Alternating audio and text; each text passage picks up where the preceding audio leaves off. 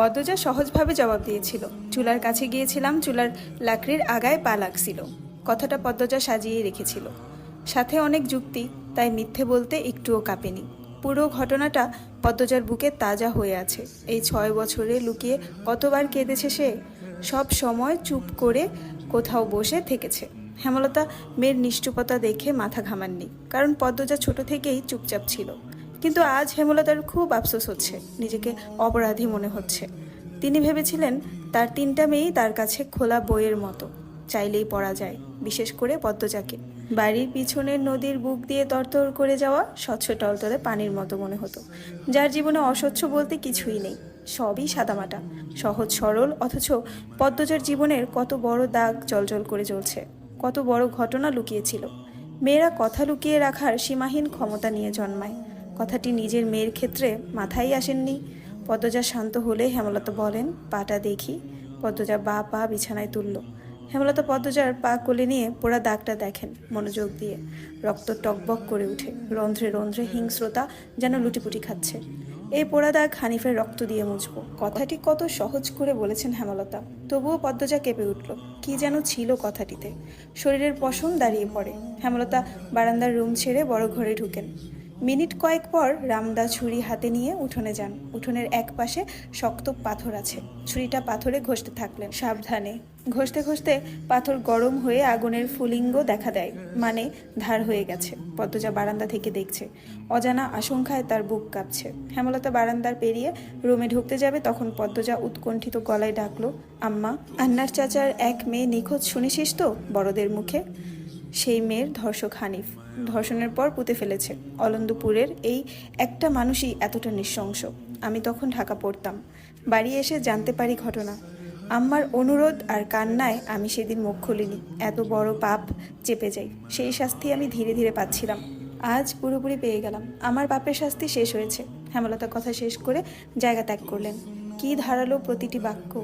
হেমলতার মুখ দিয়ে যেন আগুনের ফুলিঙ্গ বের হচ্ছে। পদ্মজার মস্তিষ্ক শূন্য হয়ে পড়ে। আপা, স্কুলে যাবা না? পূর্ণা পদ্মজাকে জিজ্ঞাসা করলো। যাব। তাড়াতাড়ি করো। তাড়া দিয়ে পূর্ণা বাড়িতে ঢুকলো। পদ্মজা বাড়ির পিছনের নদীর ঘাটে উদাসীন হয়ে বসে আছে। এ নদীর নাম মাদানী, ছন্দনাম। গ্রীষ্মকাল বিদায়ের 3 সপ্তাহ চলছে, এখনো বর্ষাকাল। মাদানী জলে কানায় কানায় ভরে উঠেছে। সে যেন এক স্রোতস্বিনী।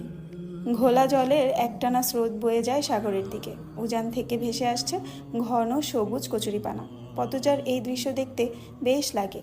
নিষ্পলক চোখে তাকিয়ে আছে মাদানী নদীর স্বচ্ছ জলের দিকে। মাদানীর বুকের উপর দিয়ে একটা লঞ্চ যাচ্ছে। লঞ্চ দেখে 1 মাস আগের ঘটনা মনে পড়ল তার। সেদিন রাতে হেমলতা ছুরি ধার দিয়ে রুমে ঢুকে গেলেন। পদ্মজা কাপা পায়ে রুমে ঢুকে বিছানায় শুয়ে পড়ে, কিছুক্ষণের মধ্যেই ঘুমিয়ে পড়ে।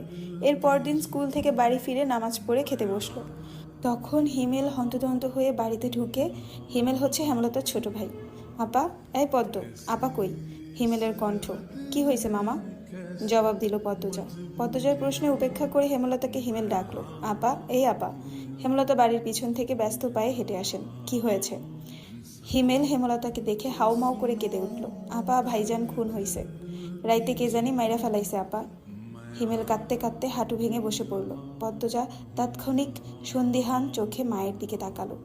হেমলতাকে দেখে মনে হলো তিনি চমকেছেন, অথচ তার চমকানোর কথা ছিল না। নাকি হিমেলের সামনে অভিনয় করলেন। পূর্ণা, প্রেমাকে ওদিক আসতে দিস না পদ্ম, আমি আসছি। হেমলতা বাড়ির বাইরে মিলিয়ে যান। হিমেল পাশে খুঁড়িয়ে খুঁড়িয়ে হাঁটছে। ছেলেটা বোকাশোকা, জন্মগত প্রতিবন্ধী। 22 বছরের হিমেল এখনও শিশুদের মতো আচরণ করে, কথায় কথায় খুব কাঁদে। সেখানে তার ভাই খুন হয়েছে, 1 মাস তো প্রতিদিন নিয়ম করে কাঁদবে। পদ্মজা রাতেই ভেবেছিল এমন ঘটনা ঘটতে পারে, তবুও এখন ভয় পাচ্ছে খুব। নাক, মুখ, গলা ঘেমে একাকার হয়ে যাচ্ছে। পূর্ণা খুনের কথা শুনেই খুব ভয় পেয়েছে। তার মনে হচ্ছে সেও খুন হবে। খুব বেশি ভীতু পূর্ণা। পদ্মজার শরীর কাঁপতে থাকে, চোখে ভাসছে হেমলতাকে পুলিশ শিকল দিয়ে বেঁধে নিয়ে যাচ্ছে। তার খুব কান্না পাচ্ছে। আর সময় নষ্ট না করে তড়িঘড়ি করে উঠে দাঁড়ালো পদ্মজা। মাথায় ওড়না আঁচল টেনে নিয়ে পূর্ণার উদ্দেশ্যে বলল, প্রেমারে দেখে রাখিস বোন, বাড়ি ভর্তি মানুষ, আরও মানুষ আসছে। হেমলতা মানুষজনকে ঠেলে হানিফের লাশের সামনে গিয়ে দাঁড়ালেন। তখন ফর্সা রঙের 2 জন মহিলা ঝাঁপিয়ে পড়ে তার উপর। আকস্মিক আক্রমণে হেমলতা অপ্রস্তুত হয়ে পড়েন। খেয়াল করে দেখেন 2 জন মহিলা তার মা আর তার বোন। তারা হাউমাউ করে কাঁদছে, কিন্তু হেমলতার কোনো কান্না পাচ্ছে না। ব্যাপারটা লোকচক্ষু ঠেকছে না। একটু কি কান্নার অভিনয় করা উচিত? হানিফের মৃতদেহ দেখে মনে হচ্ছে কেউ ইচ্ছে মতো কুপিয়েছে। হেমলতার তা দেখে শান্তি লাগছে। এমন শান্তি অনেক দিন পাওয়া হয়নি। পদ্মজা সেখানে উপস্থিত হয়। হেমলতার নজরে পড়ে। ভীতু চোখে মায়ের চোখের দিকে তাকালো পদ্মজা। হেমলতা ভ্রু কুঞ্চিত করে আবার স্বাভাবিক করে নেন। পদ্মজা চোখ ঘুরিয়ে দেখছে পুলিশ এসেছে নাকি। চারদিক এত মানুষ। পদ্মজাকে এদিক ওদিক উকি দিতে দেখে হেমলতা এগিয়ে আসেন। চোখ মুখ শক্ত করে পদ্মজার মুখ ঘুরে দেন। পদ্মজা দ্রুত ওড়নার আঁচল দিয়ে মুখ চেপে ধরে। গোয়াল ঘরে ঢুকে পড়ল। তার মা চায় না সে কখনো এত মানুষের সামনে থাকুক। হেমলতা ঘাড় ঘুরিয়ে দেখলেন পদ্মজা গোয়াল ঘর থেকে উকি দিয়ে বাইরে অবস্থা পর্যবেক্ষণ করছে।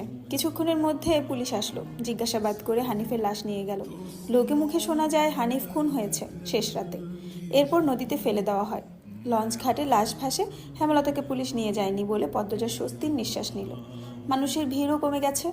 হেমলতার মা কাঁদতে কাঁদতে ক্লান্ত হয়ে উঠোনের এক কোণে বসে আছেন। পদ্মজা গুটি পায়ে গোয়ালঘর থেকে বেরিয়ে আসলো। হেমলতা পদ্মজার দিকে তাকিয়ে মৃদু হাসলেন। সেই হাসি দেখলেন হেমলতার মা মঞ্জুরা। তিনি কিছু একটা ভেবে নেন। হেমলতার কাছে এসে কিরমির করে বলেন, তুই খুন করছস? তোমার এমন কেন মনে হচ্ছে?